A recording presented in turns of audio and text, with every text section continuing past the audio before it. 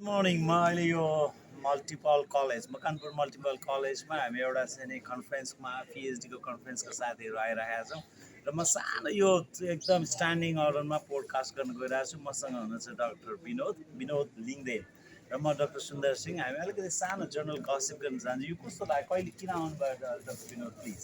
यस्तो छ हामीले सबैभन्दा पहिला चाहिँ thank you so much sir.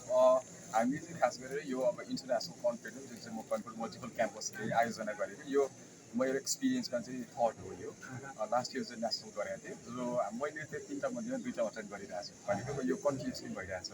अब यो खास गरेर चाहिँ दुई तरिकाले मैले हेरेको छु।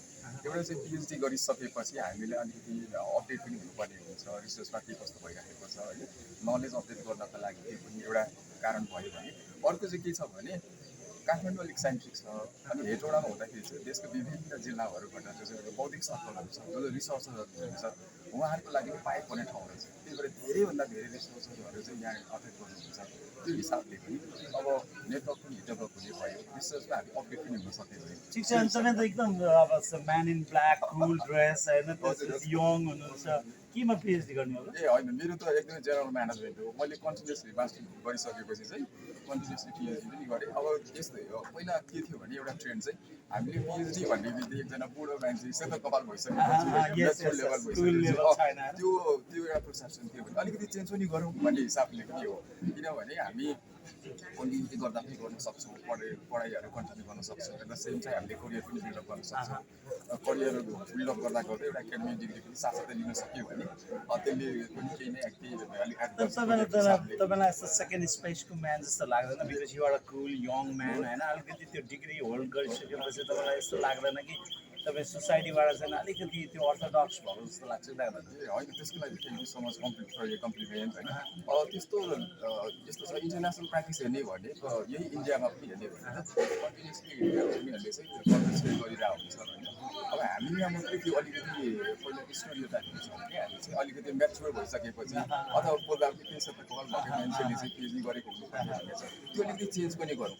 मलाई किन लाग्छ भने अब जब चाहिँ पिएचडी गरिसकेको हुन्छ उहाँहरूले चाहिँ आफ्नो जुन एनर्जी हुन्छ नि, बस्छु म चेन्जेसहरू ल्याउँछु भन्ने कुराको चाहिँ रिटायरमेन्ट भइसकेको हुन्छ अनि नलेज गेन गरेर त्यसको आउटकमहरू केही पनि देखिँदैन क्या। त्यही भएर सुरुमा नै नलेज मजाले गेन गर्यो अनि भोलि इम्प्लिमेन्टेसन गर्दाखेरि आफूले जानेको कुराहरू मजाले। अब अलिकति हामी यतापट्टि मुभ गर्दैछौँ। हजुर यहाँ अलिकति अनि यो अब यत्रो यो पिएचडीको साथीहरू क्यामेरा देखाइदिनुहुन्छ सबैजना फेरि क्यामेरामा पनि हाम्रो साथी अरुण सेडाई हुनुहुन्छ, इन्जिनियर हुनुहुन्छ।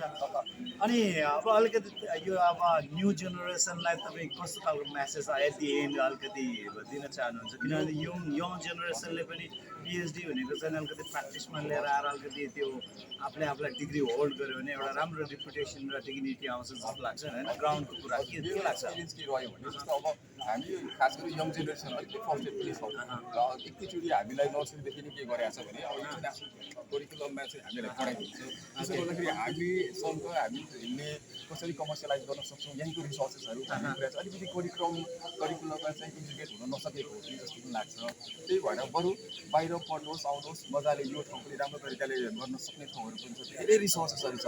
हामी हरेक क्षेत्रमा हेऱ्यो भने एउटा भर्जिन नै छ यो साथीहरू चाहिँ। त्यही भएर रिसोर्सेसहरू मजाले युज गरेर खास गरी यङ जेनेरेसनहरू जहिले पनि बाहिर हुन्छ करियर हुन्छ भन्ने होइन, डिग्री लिनुहोस्, डिग्री लिएपछि एउटा इज्जत पनि छ यहाँनिर गर्नु सक्नुहुन्छ भने जुन हामीले चाहिँ फाइनेन्सियली नेपालमा त्यस्तो स्कोप छैन कि भन्ने तरिकाको जुन पर्सेन्टेज गरिरहेको छ खास गरी यङ जेनेरेसनहरूले केही राम्रो काम ल्याउनु भएको छ, कन्सेप्टहरू ल्याउनु भएको छ, रिसर्च चाहिँ गरेर पनि त्यो जुनसुकै फिल्डको होस् रिसर्च राम्रो गरेर चाहिँ यहाँनिर प्रब्लम छ, प्रब्लम आइडेन्टिफाई चाहिँ गरिसकेपछि चाहिँ म यो प्रब्लमलाई यसरी एड्रेस गर्छु भनेर त्यसलाई मजाले कमर्सियलाइज गर्नु सक्नुभयो भने यहाँनिर यसको राम्रो छ।